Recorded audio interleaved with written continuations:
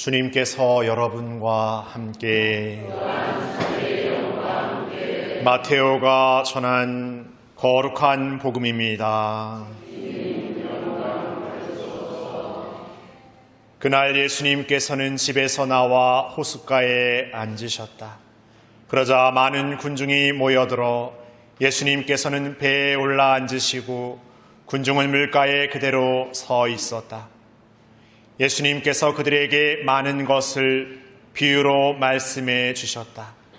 자, 씨 뿌리는 사람이 씨를 뿌리러 나갔다. 그가 씨를 뿌리는데 어떤 것들은 길에 떨어져 새들이 와서 먹어버렸다. 어떤 것들은 흙이 많지 않은 돌밭에 떨어졌다. 흙이 깊지 않아 싹은 곧 돋아났지만 해가 솟아오르자 타고 말았다. 뿌리가 없어서 말라버린 것이다. 또 어떤 것들은 가시덤불 속에 떨어졌는데 가시덤불이 자라면서 숨을 막아버렸다.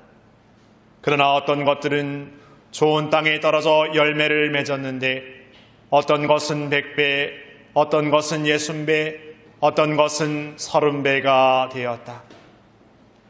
귀 있는 사람은 들어라.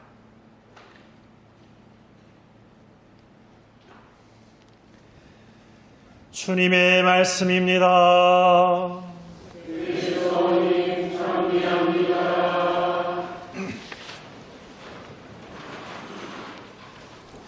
참 예수님, 한 주간 잘 보내고 계십니까? 네.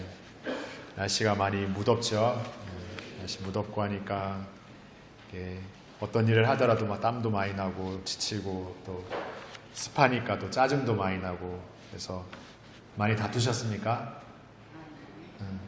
고해실로 오시는 분이 없는 걸로 봐서는 별로 안 다툰 것 같은데 이젠 막 다퉈도 막 그런가 보다 하고 막 제주도 말로 내팽개싹 내부는 거죠. 내팽개싹 내분다는 말은 그냥 이렇게 있는 그대로 둔다는 뜻을 얘기합니다. 그래서 막 애쓰려고 막 뭔가 해도 안 될 때는 그냥 알아서 해라 이렇게 두는 거죠.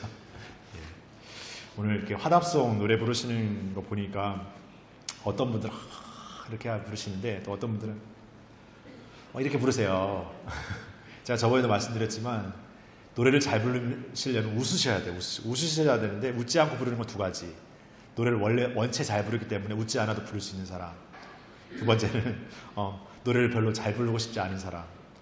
노래를 못 부르는 사람은 없어요. 다 이렇게 연습하면 되거든요. 오늘 이렇게 복음에도 보면은 예수님께서 이제 씨 뿌리는 사람의 비유를 통해서 하느님 나라를 이야기하시는데 씨를 뿌려요. 그러면 길에 떨어지는 거, 돌밭에 떨어지는 거, 가시덤불에 떨어지는 거, 그리고 좋은 밭에 떨어지는 거 이렇게 있는데 그 밭의 상태에 따라서 이렇게 곡식이 그 식물이 이렇게 자라는 이야기를 통해서 하느님 나라를 설명을 하시는데 하느님 말씀이 모든 이들에게 다 주어지지만 그 하느님의 말씀이 모든 이들에게서 열매 맺지는 않는다는 표현이기도 해요. 그렇다면 나는 어떤 밭일까? 길일까? 돌밭일까? 가시덤불일까? 좋은 밭일까? 이렇게 여러 생각이 있을 수 있지만 내가 지금 어떤 밭이냐는 건 그렇게 중요하지 않습니다. 내가 길이면 길을 이렇게 또 해가지고 읽어서 밭을 만들면 될 것이고 돌밭이면 돌을 걸러내면 될 것이고 가시덤불이면 가시덤불을 이렇게 벗겨내면 될 것이고 좋은 밭이면 잘 심으면 될 것입니다. 그런데 지금이 어떠냐의 문제보다 앞으로 어떻게 해나가느냐 문제가 더 중요해요. 지금은 좋은 밭이지만 요즘에 이제 날씨가 장마철이어서 보시면 아시겠지만 밭에 잡초를 다 매놨는데 한 주 지나니까 다시 잡초가 맨 거보다 더 많이 막 이렇게 자라잖아요. 그러니까 좋은 밭이어도 끊임없이 가꾸지 않으면 어느샌가 황무지 되고 가시덤불 되고 돌밭 되고 길 되는 건 순식간인 것 같습니다. 그러니까 우리의 밭이라는 하나님의 말씀을 받은 우리라는 존재의 밭은 그냥 어느 일순간 무언가를 해내는 그냥 어느 순간에 좋은 것만으로 그냥 좋은 상태만으로 끝나는 것이 아니라 내가 지금 어떤 밭이어든 상관없이 어떤 밭이어든 실망하지 않고 다시 노력하는 거죠. 다시 새롭게 노력하는 거죠. 농부가 씨앗을 뿌려요. 씨앗을 뿌릴 때 어떤 마음으로 뿌려요? 에휴, 날 거면 날고 말 거면 말고 잘할 거면 잘하고 안 잘할까 이런 마음을 뿌리지 않잖아요. 원래는 씨앗을 이게 잘 자라가지고 좋은 열매를 맺으면 좋겠다라는 게 희망으로, 기쁨으로 심잖아요. 네. 그런 희망과 기쁨이 없이 이렇게 하는 분이 있습니까? 돈 내지 않는 일이면 모르겠습니다만은 그러진 않거든요. 네. 어쨌든 뿌리면서 많은 분들이 희망을 품어요. 그러니까 희망이 있기 때문에 수고를 들이고 노력을 들여요. 그리고 희망이 있기 때문에 노력과 수고를 들이지만 그것이 아깝지 않아요. 그것이 어떻게 보면 지칠 수 있지만 그러다 다시 힘낼 수 있어요. 다시 용기 낼 수 있어요. 그런데 우리가 애쓰고 노력 들였어요. 근데 꼭 그 애쓰고 수고 들인 만큼 결과가 꼭 나옵니까? 그러진 않죠. 어떤 때는 너무 공을 막 들였는데도 불구하고 변변치 못한 결과가 날 때도 있어요. 어떤 때는 내가 조금 공을 덜 들였지만 그냥 덤처럼 이렇게 좋은 열매를 맺을 때가 있어요. 그러면서 농부는 깨닫죠. 이게 내가 씨를 뿌린 것만, 그냥 내가 잘 가꾸겠다는 의지만 갖고 이 농산일이 되는 게 아니구나. 바람도 잘 불어줘야 되고, 햇볕도 잘 내려줘야 되고, 비도 적절하게 내려줘야 되고. 식물이 물이 없으면 자라지 못하는, 식물이 물을 너무 많이 먹어도 자라지 못한다는 걸 저는 요즘에 많이 깨닫습니다. 비가 하도 많이 오니까 잘 자라던 식물이 비 없을 때 물 안 준다고 아우성 치던 식물이 이제 비가 너무 많이 오니까 이제 비 많이 줬다고 이제는 막 더 시들시들해져 가요. 이게 다 적절한 게 중요하구나. 그리고 이게 내가 이렇게 애쓴다고만 되는 게 아니라 주시는 거구나. 오늘 제1독서 표현을 빌자면 비와 눈이 하늘에서 내려와 그대로 돌아가는 게 아니라 땅을 적시고 기름지게 하고 열매 맺게 하고 다시 농부에게 씨앗을 돌려준다는 표현으로 우리에게 이야기하지 않습니까? 그러니까 우리가 하느님에 바치면서 우리의 어떤 상태가 중요한 것이, 상태가 문제인 것이 아니라 우리의 밭을 읽어 나가면서 우리는 희망하게 될 거예요. 하느님의 말씀을 잘 품어서 좋은 열매를 맺어요. 그리고 나름대로 신앙생활에 어떤 노력도 막 할 거예요. 열심히 신앙, 기도도 해보고. 그런데 그 노력과 기도와 어떤 것들이 잘 안 될 때가 있죠. 분심이 막 차오를 때가 있고 오히려 더 누군가가 미워지기 시작하면 모든 것들이 다 귀찮아질 때도 있고 그런 어려움들을 겪어요. 그러나 그런 시간을 통해서 우리는 인내를 배우게 되고 앞서 말씀드린 것처럼 농부가 씨만 뿌리고 정성만 들인다고 길러지는 게 아니라 주시는 게 있구나. 하나님께서 주시는 게 있구나. 하늘에서 내려주시는 게 있다는 것을 깨닫게 되면 겸손해져요. 우리의 신앙생활도 그 어려움과 인내 안에서 겸손해지는 거예요. 이게 그냥 내 어떤 노력만으로 가는 것이 아니라 하나님이 주시는 거예요.